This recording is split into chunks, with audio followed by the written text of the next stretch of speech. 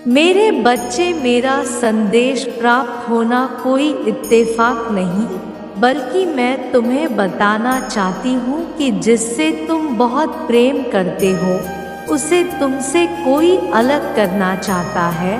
महसूस करो कि पहले वह तुम्हारा बहुत ख्याल रखता था, तुम्हारी हर बात मानता था।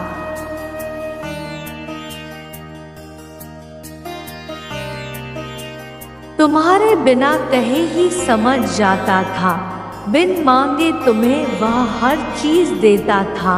अब तुमसे बात बात पर बहुत गुस्सा करता है, तुम्हारे कहने पर भी तुम्हारी बात को समझता नहीं है, तुम्हारी बात को अनसुना अनदेखा कर देता है। तुम जैसा चाहते हो वैसा वह नहीं कर रहा है।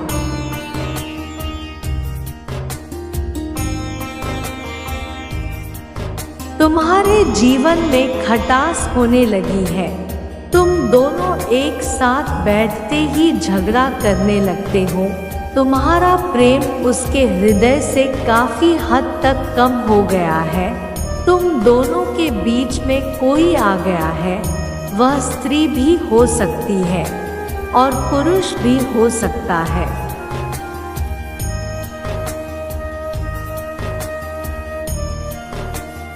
जो तुम्हारे बीच में आ रहा है और तुम्हारे प्रेम को तोड़ने का संभव प्रयास कर रहा है, लेकिन मेरे होते हुए यह होगा नहीं। मैं ऐसा कभी होने नहीं दूंगी, क्योंकि मैं जानती हूँ यह गलत है, और तुम भी जान लो कि मैं ऐसा कभी नहीं होने दूंगी।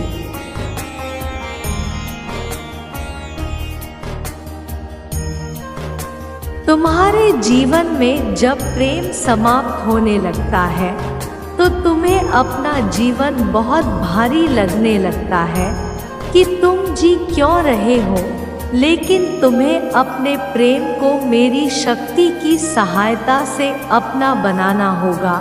किसी तीसरे को बीच में आने की कोशिश को नाकाम करना होगा।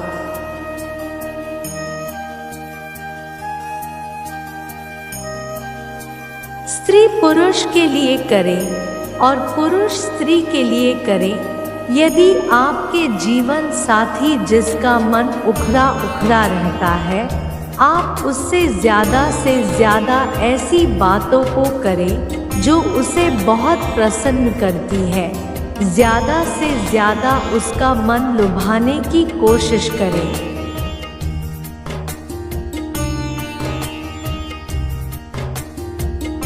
जिस बात में वह खुश होता है उस बात को बार बार उसके सामने करें। जिस बात से उसे चिढ़ होती है वैसी बात उसके सामने ना लेकर आए। उसके सामने से उन चीज़ों को हटा दे जिन चीज़ों को वह पसंद नहीं करता है।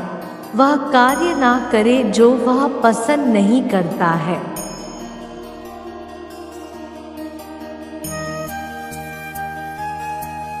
क्योंकि कई बार तुम्हारा कोई ऐसा कार्य जो उसकी इच्छा के विपरीत है उसे क्रोधित करता है। यदि तुम्हारे बीच में कोई इंसान है तो तुम अपने आप को ज़्यादा से ज़्यादा सुंदर और आकर्षक बनाने की कोशिश करो।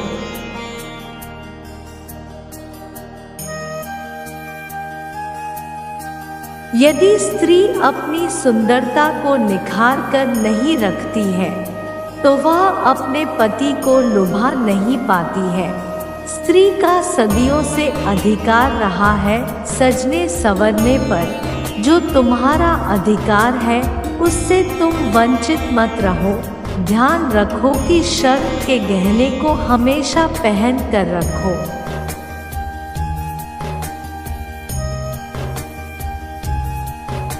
ध्यान रखो कि उसको किस बात में प्रसन्न होता था। इन्हीं बातों को दोहराने की कोशिश करो। उसे उसी जगह पर लेकर जाओ जहाँ पर पहले की यादें उससे जुड़ी हुई है। उसके आसपास नकारात्मक ऊर्जा जिस चीज़ से उत्पन्न हो रही है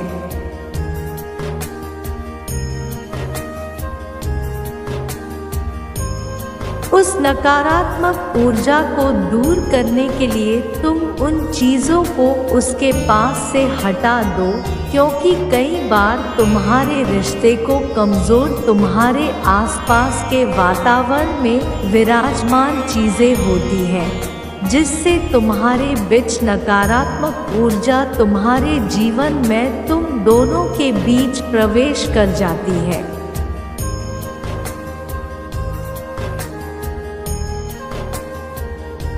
और दूरियां पैदा करने लगती है, जो कि ना तो कोई इंसान होता है और ना ही कोई परिवार का सदस्य, बल्कि एक ऊर्जा होती है।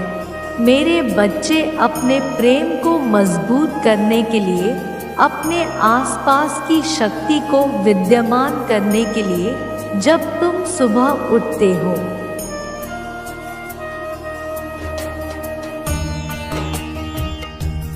तो उठकर स्नान के पश्चात सूर्य को जल अर्पित करना अति आवश्यक होता है। वह छोटे छोटे कार्य, तुलसी में जल डालना, मेरे समक्ष खड़े होकर प्रार्थना करना, तुम्हारे आसपास अपना ऊर्जा को विद्यमान करता है और तुम्हारे प्रेम को मजबूती प्रदान करता है।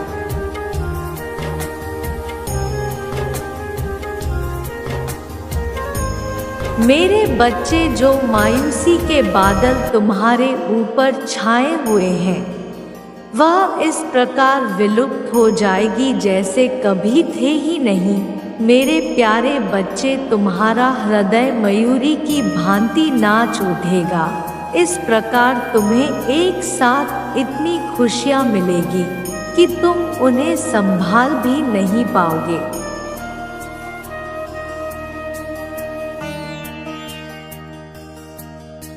मेरे प्यारे बच्चे, मैं जानती हूँ बीते दिनों में तुम किस संघर्ष से गुजर रहे हो, किस प्रकार सबके बीच रहते हुए अकेले रहे हो, सबकी उम्मीदों को पूरा करते हुए अपनी उम्मीदों को कैसे बिखेरा है। मेरे बच्चे, कठिन समय में तुमने सर्वश्रेष्ठ प्रदर्शन किया है।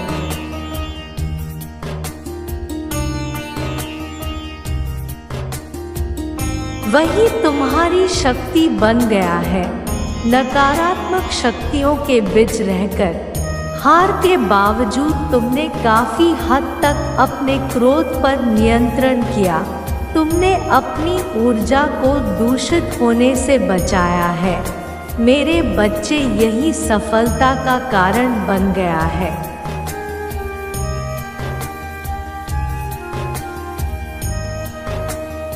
अब सभी लोग तुम्हारी सहायता के लिए तत्पर हो गए हैं। जिस प्रकार का जीवन तुमने कल्पना की थी, वही तुम्हें मिलने वाला है। मेरे बच्चे, मैं तुम्हें इतना सफल बना दूंगी कि लोग तुमसे मिलने को तरस जाएंगे।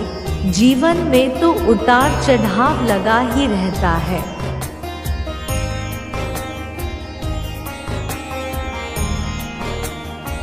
लेकिन मानव उसी उतार चढ़ाव को भाग्य का नाम देकर बैठ जाता है, बिना यह सोचे कि कर्म किए बिना तो ईश्वर भी साथ नहीं देते हैं। मेरे प्यारे बच्चे, किसी के जीवन में जो भी कठिनाइयाँ आती है, वह उसके कर्मों का बोझ ही तो होता है।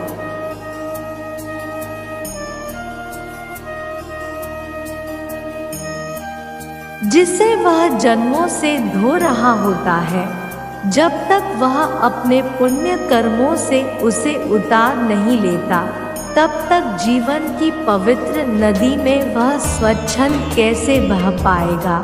मेरे बच्चे, कई बार पुण्य आत्माओं को अधिक यातनाएं सहनी पड़ती है।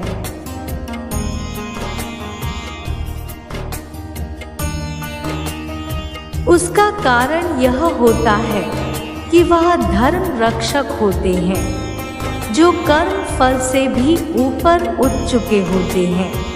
ऐसे लोग स्वयं यातनाएं सहते हुए भी समाज को उपहार देने आते हैं।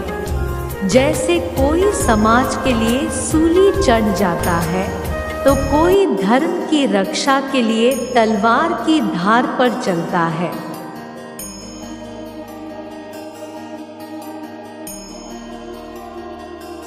सृष्टि में कपटी लोगों को यह लगता है कि अधर्म की जीत हुई और सत्य मर गया, किंतु वास्तव में तो यह लोग देवदूत होते हैं जो बार बार सत्य की पवित्रता के लिए आते हैं और बलिदान देते हैं। वास्तव में अधर्म बार बार मरता है और सत्य बार बार जीतता है।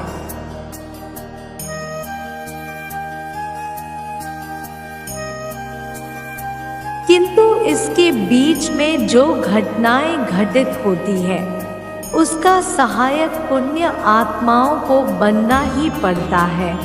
मेरे बच्चे, अब तुम निडर होकर अपना कर्म करो, अपने जीवन में आने वाली खुशियों का दिल खोलकर स्वागत करो, चाहे कितनी भी बड़ी विपदा सामने क्यों ना आ खड़ी हो जाए। यह स्मरण रखना, वह हारेगा जरूर।